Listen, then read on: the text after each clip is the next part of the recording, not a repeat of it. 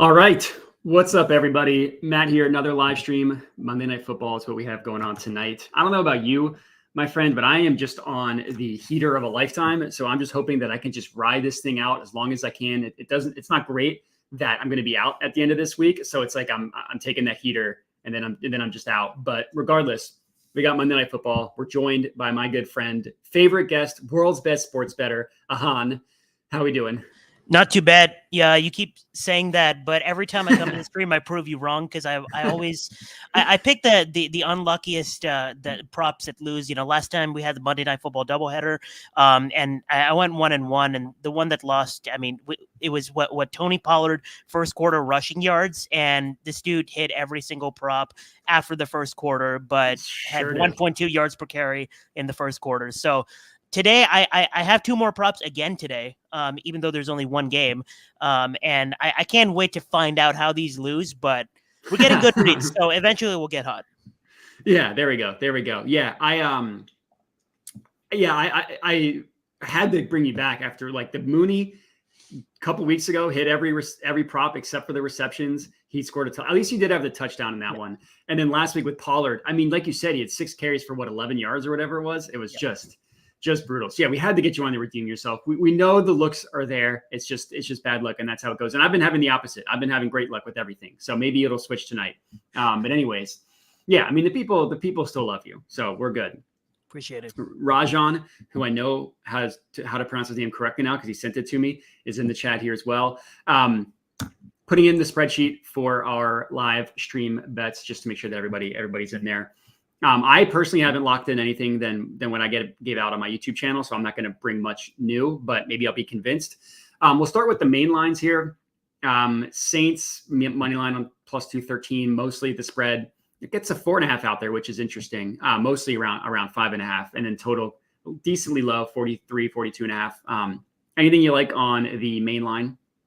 Yeah, I mean, again, I was betting a lot of primetime sides like the first couple of weeks, and not this week. The Saints have had a surprisingly decent offense, but I say surprisingly as in like I was not very high on the Saints roster entering the season, but also like we're used to Derek Carr starting the season like absolutely on fire and then just reminding everybody that he's just not that guy like halfway through the season. And I feel like we're already there, so to speak. Gun to head. I don't. Maybe I shouldn't say gun to head on YouTube. Very, very aggressive terminology. But yeah, gun to head. If I had to take a spread, just because I mean it's the regular season. The Chiefs don't. The Chiefs don't show who they truly are until the playoffs. Anyway, Rashee Rice is out. The rest of this pass catching crew. I mean, nowadays, even including Kelsey, is just not one of the best in the league. Gun to head, I would say Saints against the spread, even though I have not been very high on this roster the entire season. This feels like a game where Steve Spagnuolo forces Derek Carr to be the hero, and Derek Carr keeps this game competitive until the end where the Chiefs somehow win by one possession. And then on the total, I do like the over here just because Mahomes still going to produce. Mahomes still going to produce even without Rashee Rice. He'll find a way. And then on the Saints side, like I said, they'll find a way to keep this game competitive, and the way they do that is by scoring and being aggressive, going for those 4th downs, stuff like that. But not betting aside, I'm saving the coin for props. Yeah, I'm the same way. I guess there was echoes, but it's better now. So yeah, I don't know. I didn't hear anything, so hopefully people are good. Yeah, I would take the Saints if I was playing this. I'm terrible at picking main lines for whatever reason. I just cannot seem to get, like I was 0 for 3 yesterday. I had the Bills money line. They should have won. Not actually because they came back, but they blew it. I had the 49ers -7.5 or -7. That fumble at the end killed it. And then I had the Steelers -1.5. They blew it at the end. It was just a tough mainline day. So I try to stick to player props, but I'm with you. I mean, the Chiefs are 4-0. Every single game has been by 1 score. And 2 of the games have been like from the literal last play, like the Bengals in that field goal. And then week 1 against the Ravens, it was the likely like missed it by a pinky toe basically for that touchdown. I would actually lean, I mean, I'm not betting this, so it's not like I'm not super aggressively, but I would actually lean towards the under on this one. I just feel like, yeah, that's true. The 49ers, once they lost their kicker, that kind of screwed everything. That's a good point. But yeah, like this Chiefs, like I feel like the Chiefs are getting 5.5, and like that spread is being priced like they're the same Chiefs, like they're not missing Rashee Rice. You know what I mean? And I feel like the total, like 43 is low, but I just see the Chiefs offense struggling. But again, I didn't play sacks. We can move on. All right, player props. I think you tweeted something out right before we hopped on, but yeah, give us what you got. So, I mean, first off, on the Saints side, just because I have less conviction I have less strong takes about how this entire Saints offense is going to play out. So we'll start there. My favorite play for today is Alvin Kamara under 67.5 rushing yards. It's down to 65.5 on FanDuel, but last I checked, it's still at 65.5 on DraftKings. Regardless, I'm fine with taking it even at 65.5 if you have to. Like I said at the beginning of the show, I think this is just a game where Steve Spagnuolo, who does the right thing very, very often, says, you know what, we're going to shut down the running game, and we're going to make Derek Carr the hero. The Saints have, if you think the spread is fair, you think that the Saints are going to be a very pass-heavy team today because they're probably going to be playing from behind in the second half a little bit. And also, the Chiefs are a top 10 defense by pretty much every metric against the run. Also, you see a Jamal Williams 4.5 rushing attempts line on some books, which he hasn't hit in his last 2 games. You know why? It's because Kamara has been banged up the entire week. So the fact that we see that line available tells me that Jamal Williams is going to get a few carries, and every carry matters, right? With these running back props, if you assume a few fewer carries for Alvin Kamara here, he probably needs 5 yards per carry here to hit this line, which I don't see happening against this Chiefs defense. My model projected this at 59, so give me Kamara under on the rushing yards. Yeah, I like it. I could see that. I could see that easily. I mean, since the first 2 weeks, like he hasn't really done much the last 2 weeks. Against the Eagles, he had like 26 rush attempts and couldn't do anything. And that Eagles rush defense has been brutal all year. The only game they were good was against the Saints. I went with an interesting one for my first one. So the odds movement on this has been a little crazy. So I took Xavier Worthy over. I took him over 1.5 rushing yards. I was on Slop's show, or Slop and I were doing our show earlier today. It was 2.5. Now it's up to 3.5 with the Caesars hanging a -145 towards the over. I would still take it at over 3.5. Personally, it's like he's probably going to get 1 to 2 carries, and you just hope that he breaks one of them. So like if he hits 2 yards, he'll probably hit 3. If he hits 3, he'll probably hit 4. But if it gets up to like 4.5, I probably would leave that alone. And yeah, I mean my logic here is just like the Chiefs have to do something to get like their offense going without Rashee Rice. Like, and I don't think it can't be I don't think it can't be Xavier Worthy as just like a drop back, normal pass type of receiver, right? Like he's just not advanced enough route runner. He's not good at all, like in that role. Like if you look at his numbers, he has run the second most routes on the Chiefs. Only Travis Kelce has run more routes on the Chiefs, even more than Rashee Rice, which I'm guessing was because of that injury last week. But regardless, run the second most routes on the Chiefs. He has on the team alone the 6th lowest separation score, the 6th lowest win rate, and he's 9th in targets per route run. 8 Chiefs have a higher targets per route run than Xavier Worthy. And I think that kind of shows you what they think about him. Like he's on the field a ton because that speed, it brings something and make defenses have to at least be like, oh, he's over there. But they really can't target him in just like a traditional drop back. They can't get him the ball in like the ways that they gave Rashee Rice. But I think they are going to try to get him involved, which means like screen passes, which means end around. He might even take a typical handoff. But like, if you just want to talk about how bad those numbers are, 166 wide receivers and tight ends have run at least 35 routes this season. This was before week 4. So maybe, before the games yesterday. So maybe these numbers are a little bit different, but regardless, 166 have run at least 35 routes. Worthy's separation score ranks 102nd. His win rate ranks 140th, and his targets per route run ranks 119th. So like they just cannot give him the ball in like just a typical drop back pass type of game, which makes me think they're going to try and get him involved differently. And this is his number. He went over it in week 1 on 1 carry. He scored on an end around. It was like 20 yards. Week 2, he went over this on 1 carry. Week 3, he had multiple only he went over this. And then the only time he didn't hit it was last game against the Chargers, but he got hurt mid-game. So like you kind of game plan differently when you have a week to prepare. So I love the Worthy rushing angle. Like if you think he's going to break one, you could take over 19.5 at plus 400. I personally don't think that's a good enough value. Like you're telling me I could get over 3.5 at -110, and then he has to get 16 more yards for plus 400. To me, I don't think like he has to basically 5x his rushing total to hit the plus 400. I don't think the value's there on the latter play, but I do think that he's good for the over 3.5, or the people who watch the YouTube video had it over 1.5.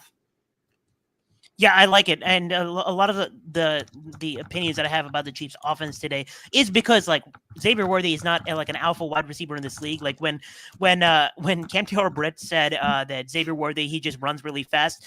It's funny, but it's funny because it's true, right? Like I mean, Xavier Worthy is just like a big play merchant. Like if you miscommunicate on defense, you get underneath, he will beat you over the top. But if you stay disciplined, like, and you have talent in your secondary, he's not gonna destroy you the same way Rashee Rice or Travis Kelce can.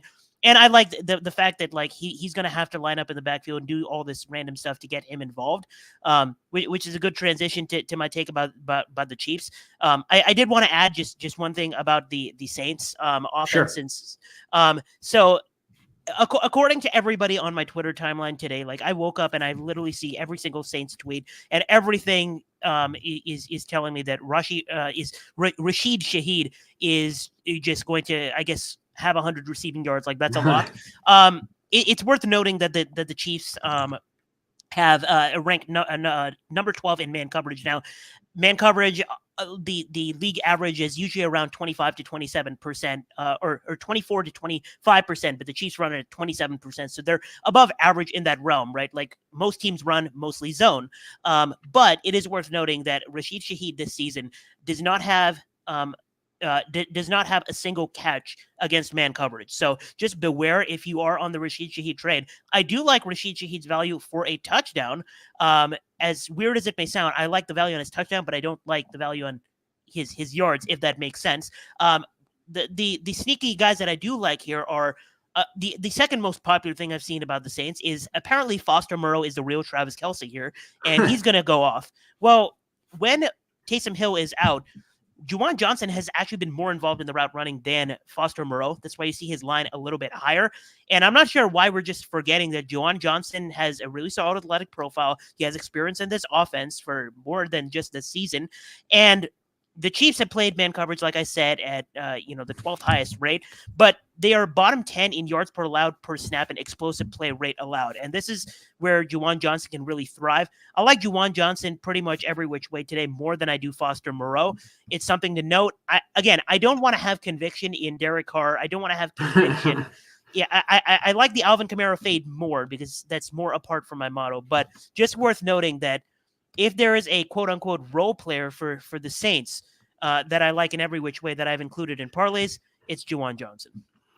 Well, you stole my last play from me, so I'll just go ahead and go into it now. I took Juwan Johnson in a lot of ways, so I'm glad that you think that. That makes me feel good. I took him, so the odds of him have gotten kind of steamed. I took him, so bear with me here. I took him 3+ receptions. I got that at plus 190 odds. That is currently, as you can see on the screen, that is best offered at plus 145. That's a crazy difference. I put a half unit on that, the 3+ receptions. Honestly, I would still put a half unit on it, even at plus 145, which you can get at Bet365 and Bet Rivers. I wouldn't take it anywhere below that. So if you can't use those two books, I would probably sit that out. What I also did, so half unit on the 3+ receptions. What I also did was I put a half unit on him. Where are we? 25+ receiving, or sorry, wait, did I do that? Yeah, I did. 25+ receiving yards. I got that number at plus 180.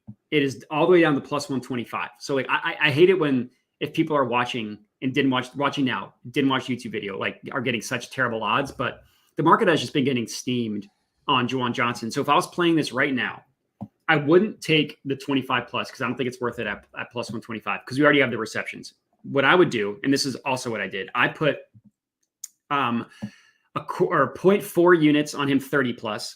That I got at plus 220. That's now plus 180. I would still do that. I'd put, at this point in time, I'd do a half unit on it. So half unit 30+ at plus 170. And then I put a quarter unit at 40+, which is now best offered at plus 315. And I put 0.15 at 50+, which is I got at plus 850, which is now plus 600. So long story short, I know that was probably confusing, and I'll add it to the sheet as soon as I'm done rambling. I laddered him from 25 plus all the way up to 50 plus. Because of the odds right now, I would ladder him from 30 plus up to 50 plus, which again, I'll put in my sheet so that makes sense for everybody. I have all my analysis. I mean, you took a lot of it. The only thing that I'll add is the Chiefs have allowed the sixth fewest passing yards, or excuse me, the sixth fewest receiving yards per game, specifically to wide receivers. And it's not like it's just a matchup thing. The Ravens in week 1, sure, they don't pass a ton of their wide receivers. That's fine. Joe Burrow and the Bengals in week 2. Kirk Cousins and the Falcons in week 3. Kirk Cousins, we just saw pass for 500 yards. And then last week was the only week where like they didn't, but that was against the Chargers. Like you can kind of explain that away. They're according to DVOA, they've allowed the 5th fewest receiving yards to number 1 wide receivers, the 14th fewest receiving yards to number 2 wide receivers, and the 13th fewest against number 3 wide receivers. So that's the number 1 receiver, their top 5, and then it's top half against all of them. So like Chris Olave, not expecting much from him. Could be a Shaheed game, but even as you detailed, they're good at guarding that profile as well. Then you want to go to tight ends. They've allowed the most receiving yards per game to tight ends, 91 per game. Likely, we all remember him blowing up against them in week 1 against the Ravens. 9 receptions, 111 yards. Should have been 2 touchdowns. Gesicki, week 2. 7 receptions, 91 yards. Gesicki hasn't done anything in his career, put up 91 yards against the Chiefs. Kyle Pitts, who might be the worst tight end in NFL history, had 59 yards against the Chiefs. And then last week, the Chargers, like I would guess 90% of the people in this chat cannot name a Chargers tight end. Will Dissly even had 3 receptions. He didn't have any yards, but he had 3 receptions. And again, the Chargers threw for less than 200 yards in that game. Justin Herbert was on 1 ankle and 0 starting tackles. And then Johnson, his snap share has gone up every week. 35% in week 1, coming off of an injury. He had foot surgery in the offseason. 50% in week 2. 41% in week 2, 50% in week 3, 68% last week. So that was a lot on Juwan Johnson. I'm glad that you liked him because that just makes me feel better. But yeah, that's my heaviest play of the game is laddering Juwan Johnson. So if he has a good game, I have a good day. If he has a bad game, I won't have a good day. It's kind of how it goes. Yeah, and since I didn't play it straight and I didn't have conviction, and it's probably free as fuck. So. Yeah, that's how you know. Yeah. So, all right. Anyways, I talked for a long time about the Juwan Johnson, so I'm adding it all to the sheet now. So, you have anything else that you have for tonight? Yeah. So, I mean, I'll go to the Chiefs side, and this is where we can really take advantage of the lines here because I've had a lot of success over the last couple of years with Chiefs players, and now that I said that, we're not hitting a bet today, but I've had a lot of success with Chiefs players just because like. The books have had this tendency of overvaluing the superstars, as we all know, for really every sport, and not really being as sharp on the efficiency of role players. They're sharp with volume, but not necessarily the efficiency. And with the Chiefs, it's like it's Patrick Mahomes, it's the Andy Reid system. Everyone's going to eat if they can get open, if they can know their role and just kind of do their job kind of thing, right? So the role players can eat every single night, basically. And today, no Rashee Rice. I do like Travis Kelce. Again, I put his touchdown in a parlay because I like Travis Kelce to get a little more red zone action today, kind of forced red zone action today. But here's the thing with this backfield as well. Kareem Hunt, Carson Steele, and Samaje Perine. Carson Steele has the ball security issues recently. Kareem Hunt, according to everybody on my timeline, Kareem Hunt's going to be Jamal Charles today. And Samaje Perine, I guess, just doesn't exist. Well, here's the thing. The Chiefs love rotating their backfield. There is absolutely no reason that they should make any one of those 3 a workhorse. It's possible that all 3 of them run routes. It's possible that all 3 of them get carries. It's possible that all 3 of them get goal line work. And it's possible that 2 of them get goal line work at the same time with Samaje Perine lining up at wide receiver and Kareem Hunt or Carson Steele in the backfield. So that's my take on the Chiefs backfield. I also think it would possibly be a good idea to buy low on some Carson Steele today. I am on Carson Steele first touchdown for a little bit of a sprinkle, just in case he is the guy again, because Andy Reid has been very cryptic over the last couple of weeks about his backfield. And why would he not be, right? Like, this is a cryptic backfield. Like, there's no reason for him to commit to anything right now. With the pass catching room, there's one guy that Andy Reid has raved about over the last couple of press conferences. And he said he's very good at football. He definitely deserves more of an uptick in role now that Rashee Rice is out. And it makes sense given the numbers. And it's Juju Smith-Schuster. Now, 2024 Juju, like it sounds like an ugly thing to do, but hear me out. So, like I said, the Saints, like I said, around league average is usually like 24 to 27% man coverage. The Saints run man coverage at 37.9%, which is the 5th highest in the league. Against man, Justin Watson has run 26 routes this season and has 0 targets, 0 on 27 routes run against man coverage. Probably because the guy just simply can't get open against man. Sky Moore, he's run 4 routes against man. I was a Sky Moore truther as a prospect. Hand up, I was wrong. Guy blows. He's awful. Yeah, he's terrible. Yeah. Miko Hardman dealing with a knee injury, even if he is active last minute, he's expected to not have a full workload. And actually, they're considering elevating Justin Ross, is what I heard off the practice squad. Justin Ross gets some red zone snaps. That could be a situation to look out for. But Juju is the guy that simply has to have a role here. He's already run a good amount of routes these last couple games. And with Rashee Rice out, he fits into that slot role. And like you said, with Xavier Worthy, they have to get him involved a little bit out of the backfield as well, kind of use him as a gadget. Juju has to run those slot routes that Rashee Rice wasn't. And so far this season, I cannot hit a long shot touchdown bet on Sunday, but I have hit like 6 of them on primetime games. And one of those 6 hits was 2 weeks ago, Juju touchdown. And again, we have a misprice here because I took Juju anytime touchdown at plus 500.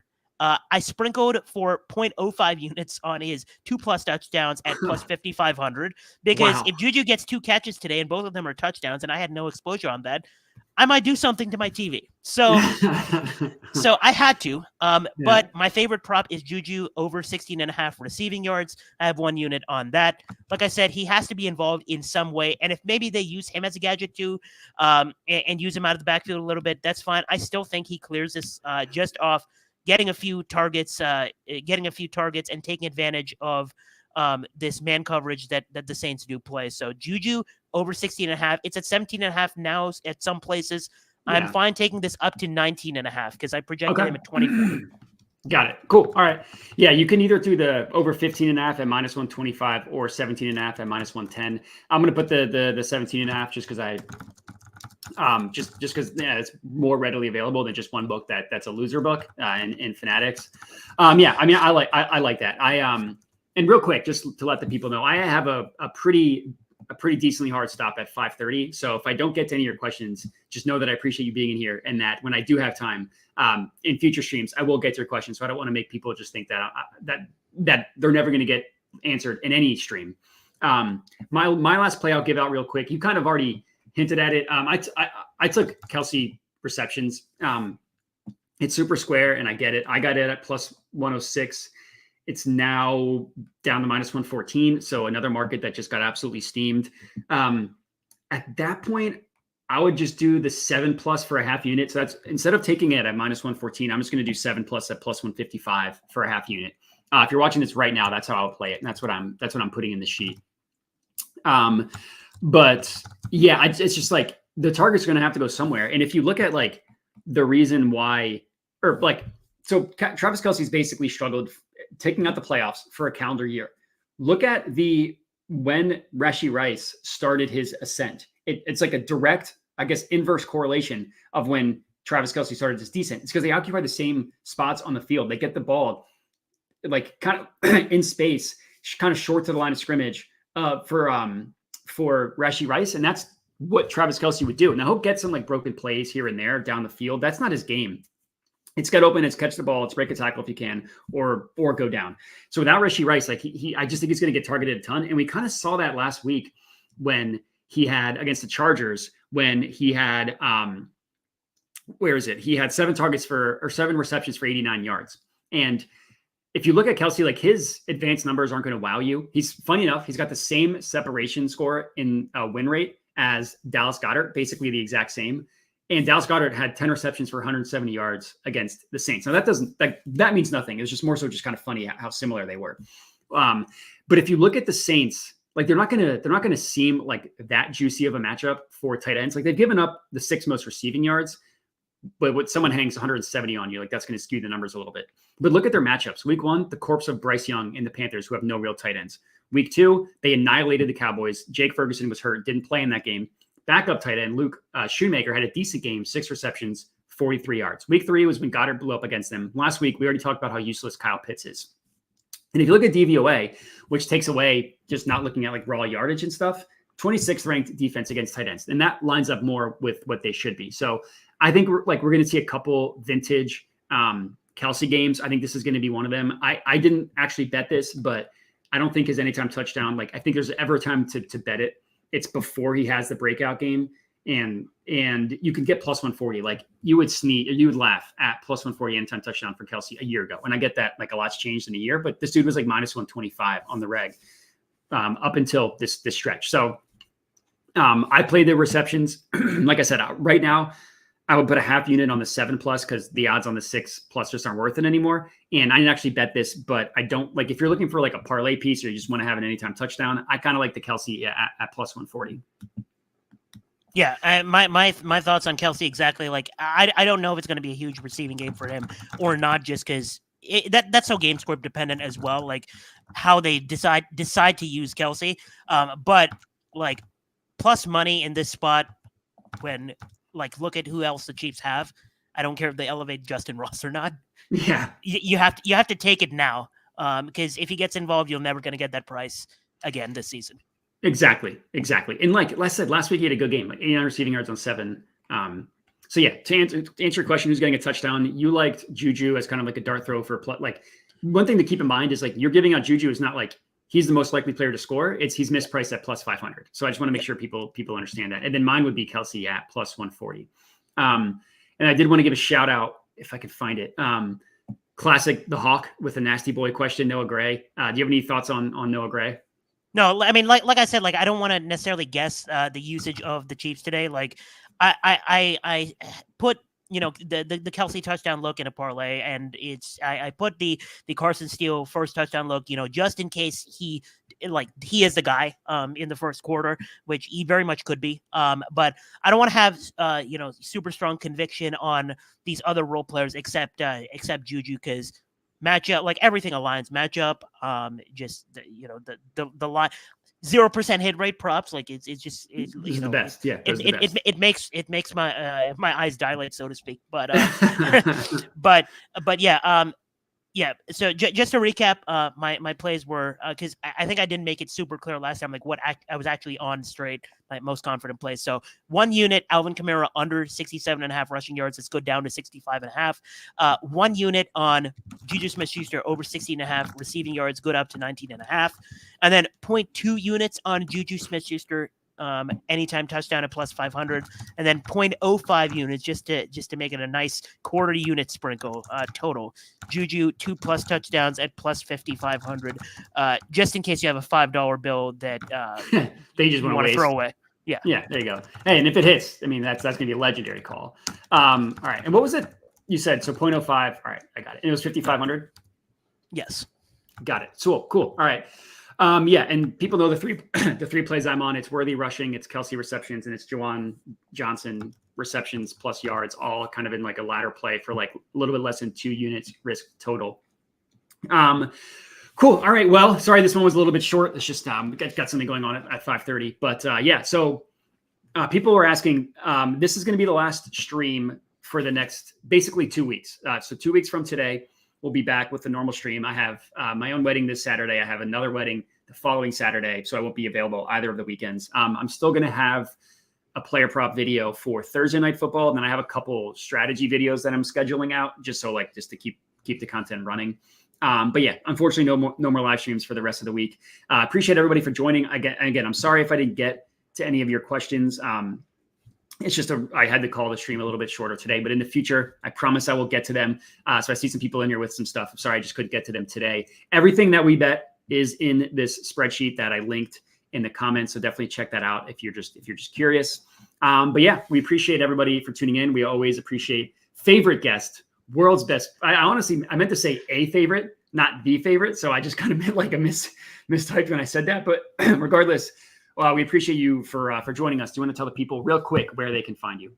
Yeah, I'm on Twitter at Ahaan Rungta. I tweet a lot, and I am a contributor for Parlay Science in my chat. Ahaan plays in the Parlay Science Discord where I cover MLB, NBA, WNBA, and NFL. Quick shout out to you as well, just for pumping content throughout the wedding stuff. Like, weddings can be stressful, exciting, and everything in between. So shout out to you, and thanks for having me on as usual. Yeah, I mean, it's a nice break from I get to talk sports in front of a camera for like that's do not feel any do not thank me any guilt associated with that. It's the dream. So but yeah, appreciate that. Again, appreciate you for joining. Appreciate everybody for tuning in. I will catch you in 2 weeks from today, and have a good one.